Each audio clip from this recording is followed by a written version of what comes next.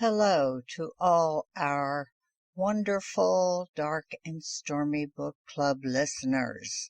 This is Ann Dark, and we are taking a little bit of a break over the holidays to kind of catch up with ourselves. We have had a very trying in some way year, as well as everyone else in the country, with illness and unpleasantness that's been in the world, and we just need a little break.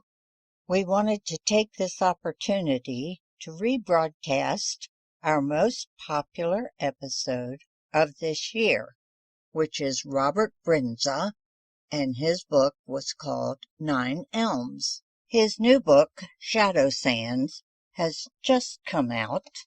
It is a wonderful continuation of Kate's story. If you read the first book, you are going to love the second. We wish all of our listeners a wonderful, happy holiday, hopefully a much better 2021.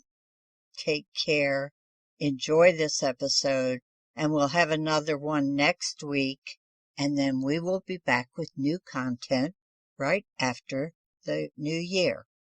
We will see you in 2021. Now enjoy our visit with Robert Bryndza. I'm Ann Dark. I'm Tracy Stormy. And I'm Kathy Knight. And together we are It Was a Dark and Stormy Book Club, a podcast for mystery lovers. Welcome.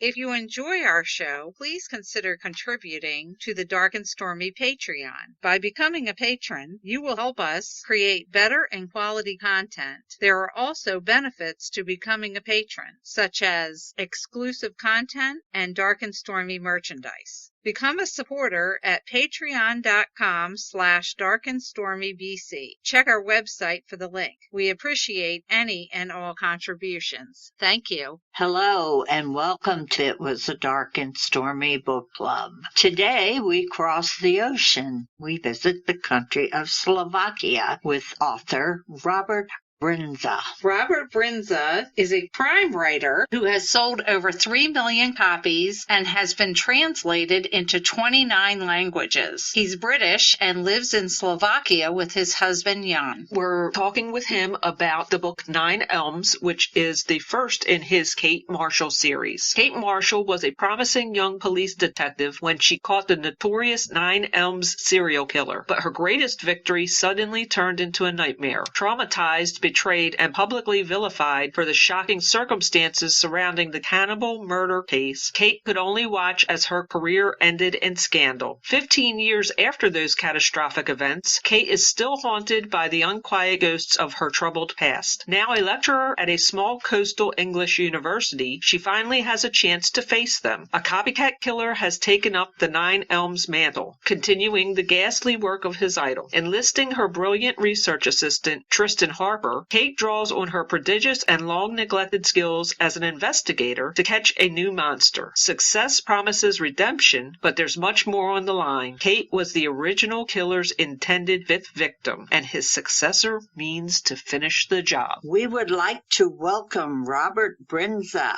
who is the author of the book Nine Elms, to our podcast. Welcome, Robert. Thank you for having me. It's great to be here. Are any of the characters or events in Nine Elms based on actual people or events? Well, it's not so much the characters in Nine Elms. It's more to do with the location, because the book is set in the south of the United Kingdom by the sea. Even though I've created the town where Kate Marshall, the lead character, lives, is fictitious, but the whole area of Devon and the Dartmoor and quite a lonely, rugged area, that's real. And as a family, we used to go on holiday every year to Devon and Cornwall in the United Kingdom. That really inspired this book because I wanted to write about that rugged landscape and being by the sea and how different it feels to London. That was actually my starting point for it. The characters just seemed to come out of the location, which has never happened to me before. You did an excellent job portraying Kate and her PTSD. What did you do to prepare yourself for her character development? Thank you. I did some reading about it,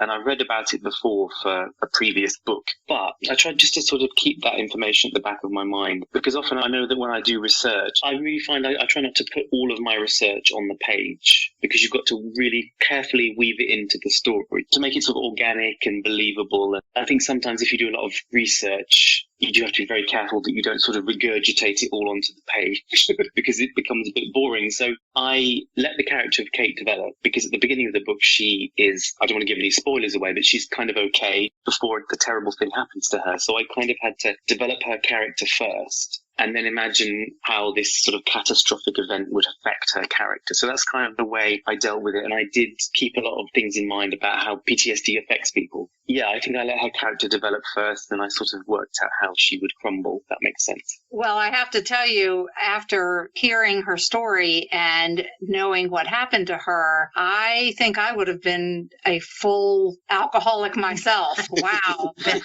Yes, me too. Well, the story is written from multiple points of view. Is this your typical writing style? Do you write each line or the point of view separately, or as the story flows? I always tend to write a first draft that's sort of got quite a basic outline of the story. Like, for example, in Nine Elms, there's two strands, there's two cases ongoing.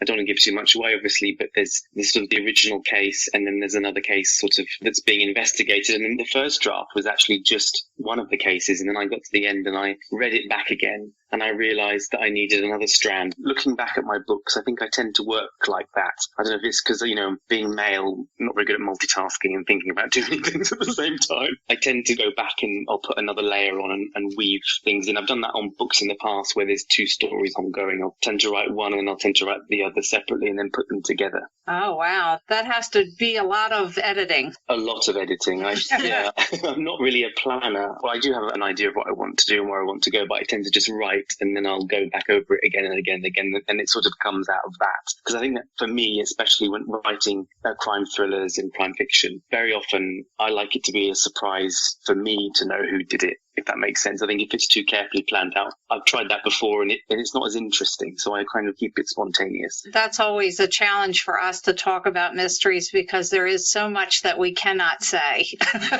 Yes.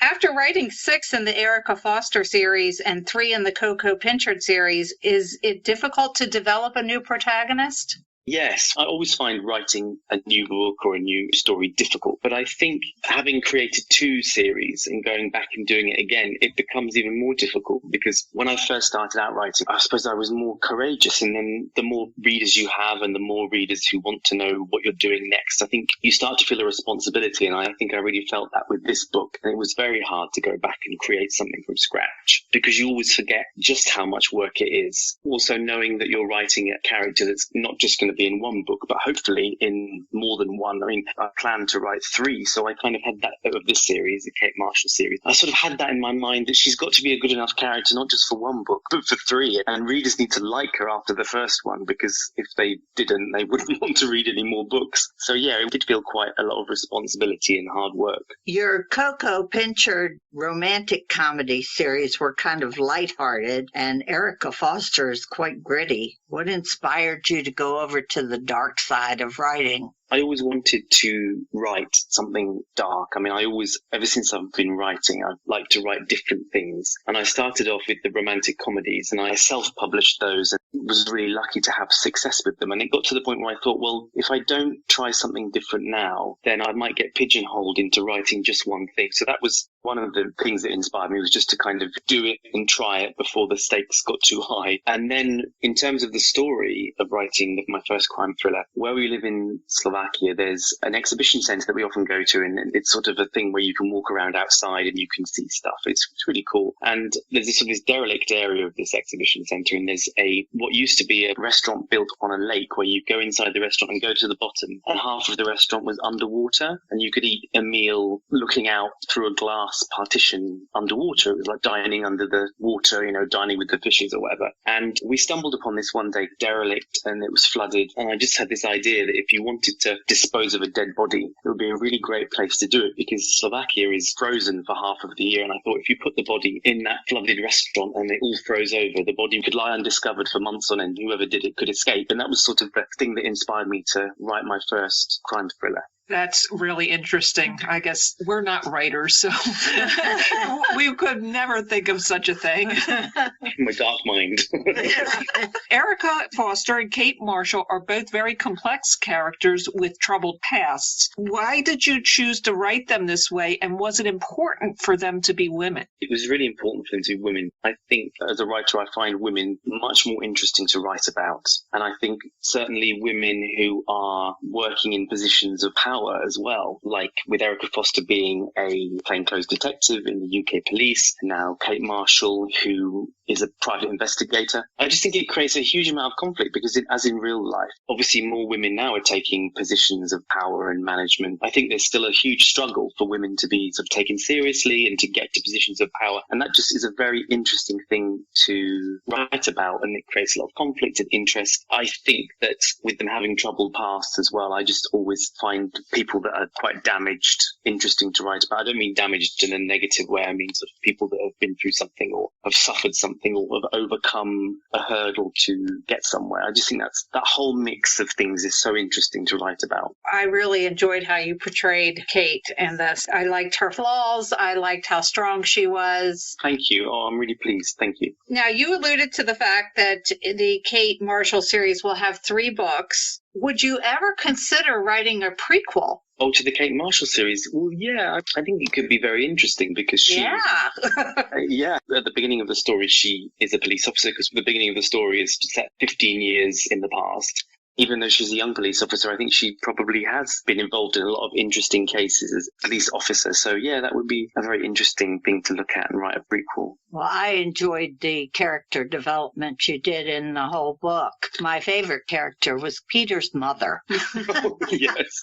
Yeah, she had to be fun to write. Oh, yeah. I love writing sort of older lady characters because I think, again, it's like, I think most older women get sort of to the point where they're always telling the truth and they, I think, are more confident and just, obviously Enid is not a nice person at all, but I just thought having confidence of age and also all those foibles was fun to write. Yeah, it's always fun to write a really good villain, and those kind of villains that maybe people like just a little bit too much than they should as well. I think that's a very interesting thing because, I mean, she's a hideous person, but there's something enjoyable reading about her. I don't know what it is for me writing her. She was so evil, she was funny. I read in your blog that you nearly gave up writing, but then after moving to Slovakia, a publisher there loved your book, Lost in Crazy Town. You said you couldn't even read the book. Do you now speak and read Slovakian? Well, I can speak a lot more. I've been learning to speak Slovakian. I'm still not lucky enough to be able to read fiction in Slovakian, so I'd have to say no. No, I can't. Does the publishing world in Slovakia differ greatly from American and British publishing? It does in the technical sense that ebooks haven't really taken off to a great extent in Slovakia. It's still print and hardback-based books. I don't think that's necessarily a bad thing.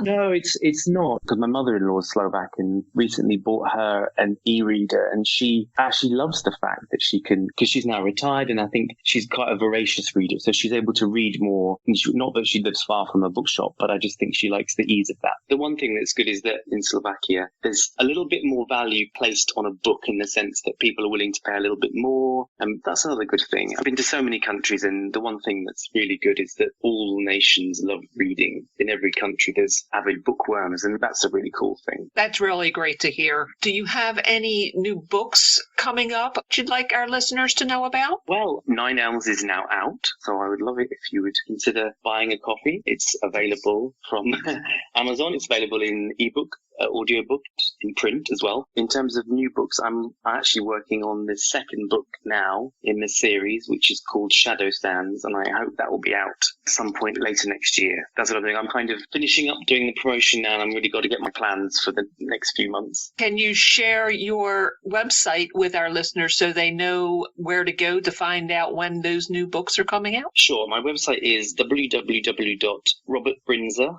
catastrophic.com. Great. We'll put that in our show notes so they can find you easily. When the new book comes out, definitely send it to us so we can be the first to read it. Second of all, share it with our listeners. I will. Thank you. Robert, we thank you for taking time to talk with us. We love